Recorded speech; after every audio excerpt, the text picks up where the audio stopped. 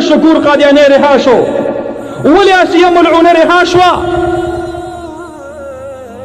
ولی په پاکستان کې پی در پی واقعات شروع شو؟ چترال کې د نن ناته میاشتې مخکې د جمعې په خطبه کې یو بدبخت ملعون را پاسېد او دعوه وکړله زه نبي یم په ما ایمان راوړی. هغې نه وروسته پېښور کې طاهر را پیدا شو، دعوه یې وکړله پیغمبر یم په ما ایمان راوړی.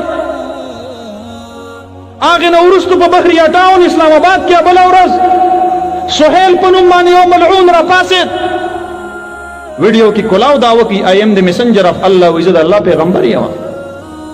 بل طرف ته ګورم مسجد وزیر خان لاهور کې محراب کې دننه صبا قمر اداکارا هغه ډانس کوي او د هغې فلمي شوټینګ کېږي د الله په کور کې دننه.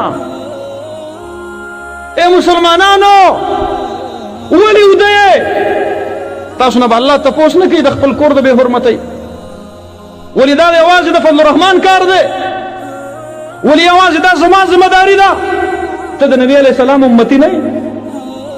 تا نه به په قبر کې د نبي علیه السلام چهره انور در مخامخ شي او تا نه به فرشتې تپوس کوي ماذا تقول فی حق هذا الرجل؟ د خپل وفادار او د خپل غمخار عزیز علیه ما عنتم حریص علیکم د دې رحمت للعالمین بارکې څه وایې؟ زه قسم خورم ته په دنیا زما سره د ختم نبوت په تحفظ کې ونه درېږه. زه قسم درته خورم کو تا په قبر کې نبی علیه السلام ته کتلو ته سترګې اوچتې کړلې. زه قسم خورم کو تا په محشر کې د نبی علیه السلام مخې ته سترګې اوچتې کړلې. زه د حدیثو په رڼا کې تا ته وایم چې حوض کوثر له به خلق را روان وي، الله رب العالمین به یو جماعت واپس کی، جماعت به کافر نه وي، مسلمان به وي، د نبی علیه السلام امتی به وي. د دواړو جهانو سردار مبارک چې وګوري چې زما امتیان یې زما نه واپس کړل، الله ته به آواز وکړي یا رب اصحابي اصحابي هؤلاء من امتي یا رب انهم مني. الله زما ملګري د امتیان مې دې را پرېږدوه، د کوثر اوبه پې څکومه. الله به ورته جواب ورکړي زما حبیبه دا ستا بې وفا امتیان دي، دا د حوض کوثر حقدار نه دي. تا ته څه پته ده ماذا حدثوا بعدک؟ ستا نه وروسته دې کوم کارونه کړي؟ زما محترم ورونو، ریمنډې اوس ماورای عدالت قتل کړی و، هغه رها شو، دیت ورکړلی شو، جرم ثابت نه شو. پرونی خبره درته کومه، عبدالمجید چکزی دا یو ایم پی د بلوچستان سر عام په چوک کې یو پولیس والا سرجنټ هغې ګاډي باندې وهلی و، مړ کړی و. پرون هغه عبدالمجید چکزی رها شو، وی ثبوت پې پیش نه شو.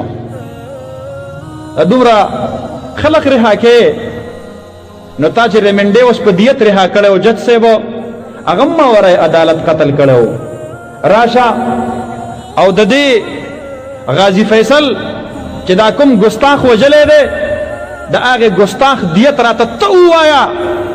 ایک به زه ولیکمه صفرونه ورسره ته ولیکه، زه به د پاکستان د قوم نه کو بھیک غواړم، کو چنده غواړم، کو زه هر څه کومه، خو زه به د دې عاشق رسول د رهایه دپاره تا ته د دیت ادایګي کومه.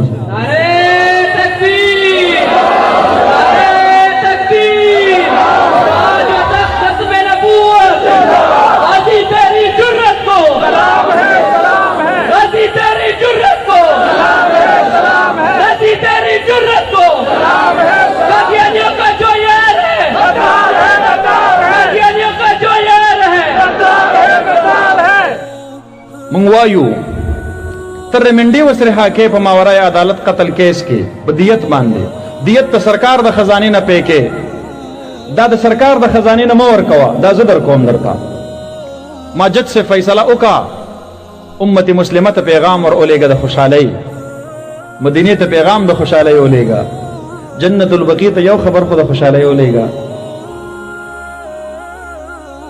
او که ته نه لیږې او ستا دا ګماني چې بس دا یو طاهر و ما گرفتار کو او زه به په 500 وروخېږم او بس معامله ختمه، او بیا به د پاکستان په چوکو چوراهو کې خلق د نبی علیه السلام ګستاخي کوي، نو یاد ساته چې کله ستا قاضي فیصله نه اوري نو امت کې به غازیان پیدا کېږي او دا فیصلې به کوي. بیا بیا ورته ته ټینګ شي. مونږ خو سعادت ګڼو، د ناموس رسالت په خاطر اتکړی سعادت ګڼو، د 500 پنده سعادت ګڼو، د جیل ورځ شپې سعادت ګڼو، خپل خولت یول سعادت ګڼو، خپل ځواني د نبی علیہ السلام په ناموس باندې شیندل سعادت ګڼو. دا خو زمونږ دپاره د فخر خبره ده، د خوشحالۍ خبره ده. امریکې مطالبه کړې د دوا، یو غازی فیصل مونږ ته حواله کوي، او دویم ختم نبوت او ناموس رسالت قانون ختم کوي. او دا دواړه ډیمانډز دا د امریکې یو اداره ده، یو اس کمیشن ان ریلیجیس فریډم، د هغې د طرف نه باضابطه طور د سټیټ ډپارټمنټ نه زمونږ فارن منسټري ته راغلی ده. مونږ حکومت وقت ته دا وایو، خبردار مونږ ډېر برداشت وکړو، زمونږ د حوصلې او د برداشت په نور امتحان نه اخلي. د پاکستان د قاعدې او د قانون مطابق دا سړی ته ټریټ کا. او دویمه خبره هغه دا چې بلاسفمی لاز، ناموس رسالت قوانین هغې له ګوتې ورنوړې. دا ریډ لاین دی، ریډ لاین. کو دا ریډ لاین دی کراس کو، زما او ستا ترمنځ هیڅ اګریمنټ نشته دی. دا دومره خلق چې پر امن ناست دي، صرف دې ته ناست دي چې تا قانون شته دی، پریشر در باندې دراچوم چې جج صاحب د قانون مطابق فیصله وکړه. داسې دا وکړو نه ده. او چې څومره ګستاخان در سره په جیلونو کې دي هغې ته سزا ورکا.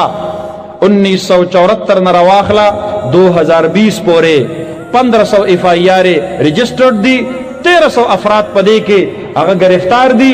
په 1300 افرادو کې تر نن وخت پورې یو ګستاخ رسول، ګستاخ صحابه، ګستاخ قرآن، ګستاخ خدا او ګستاخ مذهب ته تر اوسه پورې یو ګستاخ ته هم تر اوسه پورې سزای موت نه ده ورکړل شوې.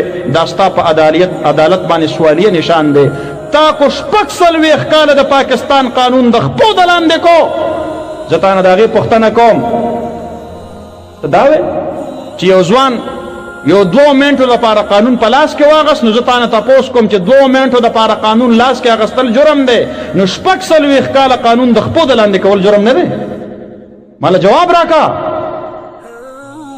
ولې د دې خلقو دا جذبات مجروحه کې؟ ولې دې ته ټیس رسې؟ او بیا وی قانون ختم نبوت ختمو چې پاکستان کې قادیانیانو ته او احمدی مسلم ته هغې ته چې کوم دی نو ریلیف میلاو شي. داسې به چرته هم نه کېږي انشاءالله. قانون ختم نبوت دا ډېر په مشکله باندې زموږ مشرانو جوړ کړی دی. 1974 کې تاریخ لیکلی دی. 132 رکنی پارلیمنٹ کې حضرت مفتی محمود صاحب نور الله مرقده هغه د امت مسلمه د ترجمان په حیثیت باندې مخامخ ناس دی، او بل طرف ته مرزا ناصر د قادیانیانو د طرف نه ناس دی. 11 ورځې په مرزایی ګروپ، 2 ورځې په لاهوري ګروپ، 14 ورځې مباحثه وشوله، 8 घंटे روزانه علمی مباحثه کیږي. اخیرنه ورځ باندې حضرت مفتی محمود صاحب رحمت الله علیہ مرزا ناصر توائی کہ مجھے مختصراً بتاؤ مرزا غلام کے بارے میں آپ کا کیا خیال ہے؟ مرزا ناصر قادیانی اور توائی مرزا غلام احمد قادیانی امتی نبی تھے، وہ آپ صلی اللہ علیہ وسلم کے کامل اتباع کے بعد اس مرتبہ پہ پہنچ گئے تھے. حضرت مفتی محمود صاحب رحمت اللہ علیہ ترنا پارلیمنٹ کے دویم تپوس کی وی وحی برات للا مرزا ناصر قادیانی اور توائی آو پا مرزا غلام احمد قادیانی باندې وحی رات للا. حضرت مفتی محمود صاحب رحمت اللہ علیہ ترنا دریم تپوس کی کہ دا وحی کی دا خطا و دا غلطی سے احتمال وہ مرزا ناصر قادیانی اور توائی نا مرزا غلام قادیانی باندې چې کوم وحی راتله پاغي کې اس د خطا او د غلطي احتمال نو. حضرت مفتی محمود صاحب رحمت الله علیه تر نبی ته پوس کوي وای د نبی علیه السلام د کامل اتباع د وجه ابو بکر صدیق د مقام ته رسیدلو، وینا حضرت عمر رسیدلو، وینا حضرت عثمان رسیدلو، وینا حضرت علی رسیدلو، وینا نور صحابو کی رضی اللہ عنہم اجمعین کے امت کے بل سوک د کامل اتباع د وجنا دی مقام د امتی نبی کی دلو ته رسیدلو، وینا وی د مرزا غلام قادیانی نورست بل سوک دی مقام ته ور ورسیږي. مرزا ناصر ورته پارلیمنٹ کې وای نا حضرت مفتی محمود صاحب رحمت الله علیه ورته وای بس خبر اخلاص شولا مونږ وایو چې نبوت په نبی علیه السلام ختم دی، تاسو وایو په مرزا غلام قادیانی باندې ختم دی. مونږ وایو نبی علیه السلام خاتم النبیین دی، تاسو وایو مرزا غلام قادیانی خاتم النبیین دی. د ختم نبوت عقیده ستاسو هم شوله، د ختم نبوت عقیده زمونږ هم شوله. مونږ او تاسو د ختم نبوت په عقیده کې یو شان شولو، خو مونږ خاتم النبیین جناب محمد رسول الله ټول وای صلی الله علیه وسلم ته وایو، او تاسو مرزایان او قادیانیان خاتم النبیین دغه مرزا غلام احمد قادیانی ملعون او کذاب او دروغجن او پلیت انسان ته وایي. مباحثه شروع ده. حضرت مفتی محمود صاحب رحمت الله علیه ترنه تپوس کوي، وی مرزا غلام قادیانی په خپل کتاب کې لیکلي دي چې څوک زما په نبوت باندې ایمان نه راوړي دا سړی د دایره اسلام نه خارج دی. ما طرف ته متوجه شي، وی دا دایره اسلام نه خارج دی. ټول اراکین پارلیمنت یو بل تو قتل چې ښا اوس مونږ د اسلام نه خارج شو، ځکه مونږ خو مرزا غلام ته پیغمبر نه وایو. مرزا ناصر د اراکین پارلیمنت دی هغې په دې تیور باندې پوه شولو، نو دی ورله تعویل کوي، وایي چې دا خو د اسلام چې کومه کامله دایره ده د هغې نه خارج دی. مفتی صاحب رحمت الله علیه ورته وایي مرزا غلام لیکلی دي چې څوک زما په نبوت باندې ایمان نه راوړي هغه سړی کافر دی. خلق بیا حیران شو، خلق اوس مونږ کافر یو؟ دی بیا جواب ورکوي، وایي دا هغه وړوکی کفر دی. و امام بخاري صاحب چې ویلي دي باب ما جاء فی کفر دون کفر. حضرت مفتی محمود صاحب رحمت الله علیه ورته وایي وی مرزا غلام لیکلی دی چې دا جہنمی دی او پکا جہنمی ہے. هغه ورته یا کچھ دنوں کے لیے تو جہنم ضرور جائے گا. نو مفتی محمود صاحب رحمت اللہ علیہ تر نبیہ تپوس کی، مرزا غلام قادیانی نے لکھا ہے کہ اہل مودت اور محبت مجھ پہ ایمان لاتے ہیں، لیکن جو میری نبوت نہیں مانتے فہم ذریت البغایا، وہ کنجریوں اور رنڈیوں کی اولاد ہے. ذوالفقار علی بھٹو سے مرحوم سمیت ټول پاکستانی قیادت یو بل ته وکتل، ښا اوس مونږ مرزا غلام ته پیغمبر نه وایو، مونږ د رنډیو اولاد شو. مرزا ناصر د مفتی محمود صاحب رحمت الله علیه سره د عربی په دې لفظ بغایا کې بحث شروع کو. وایي وی مفتی صاحب د بغایا معنا رنډی او کنجره نه ده، د دې معنا سرکشه ده، ګناهګاره ده. مفتی صاحب رحمت الله علیه ورته وی نه، وما كانت امك بغیه. قرآن کریم کې دا لفظ په معنا ده کنجره سره او د بدکاري سره استعمال شوی دی. هغه ورته وایي هغه خو بغیه دی او دا بغایا دی. مفتی صاحب رحمت الله علیه ورته فرمایي د بغیه او د بغایا ترمنځ صرف د مفرد او د جمع فرق ته، معنا کې فرق نشته دی. مفتی صاحب ورته وایي دا بغایا لفظ جمع د احادیثو کې راغلی دی او د ترمذي شریف د حدیث حواله ورکوي، البغایا اللاتی لا ينكحن انفسهن بغیر بینه. وی دا حدیث مبارک کی بغایا لفظ په معنا د فاحش سره او د بدکاری سره راغلی دی. مفتی صاحب جلال کے راغے اور فرمائی میں پوری ملت مرزائیت کو چیلنج کر کے کہتا ہوں کہ مجھے بغیہ اور بغایا کا معنی کسی اور لفظ میں اور مفہوم میں بتا کے دکھا رہے. ملت قادیانیت شکست خوردہ شو، ملت اسلام لا اللہ فتح ورکڑلا. سبب انشاءاللہ دغه تذکیری کی کہ خیری سبب حاضری گئی انتظامیہ باندې غټ پریشر دی. سبا تاسو خو لادل تخې پیدلم تللی شي، خوش قسمت یې. او زمونږ د لرو لرو علاقو خلق دی چې په نبی علیه السلام سره په سینه کې محبت دی، هغوی چېرته ځان له ګاډي کړي دي، بس دا انتظامیه والا غوبل جوړ کړی دی، کله ټرانسپورټ اډو ته اطلاع ورکوي، کله یو ته اطلاع ورکوي، کله بل ته اطلاع ورکوي، او هغې ته وایي چې تاسو به دوی سره اجتماع ته نه ځئ. انتظامیه والا ورونو تاسو هم د نبی علیه السلام امتیان یې، تاسو هم د نبی علیه السلام عاشقان یې. ټیک ته سرکاري ملازمت په خپل ځای، خو د نبی علیه السلام د امتي دغه اعزاز چې چاته میلاو د دې نه بل لوی چې کم دی نو عهده او شرف موږ ته په دنیا کې بل نشي میلاوېدلی. او زه انتظامیه والا ته هم دا وایم، ګزاره کوئ تاسو د اخر د دغې ملازمت نه تلل دي، قبر ته تلل دي، الله ته مخامخ کېدل دي، حشر ته تلل دي.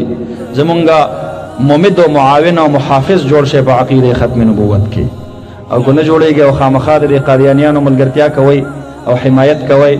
دا غز او دا میدان مونږ حاضر یو د ختم نبوت لپاره. تاسو چې څومره زور لګولی شئ ولګوئ. بیا به هم انشاءالله د 20 نوالی تر 25 لاک پورې خلق سبا به انشاءالله پېښور کې تاسو په خپلو سترګو باندې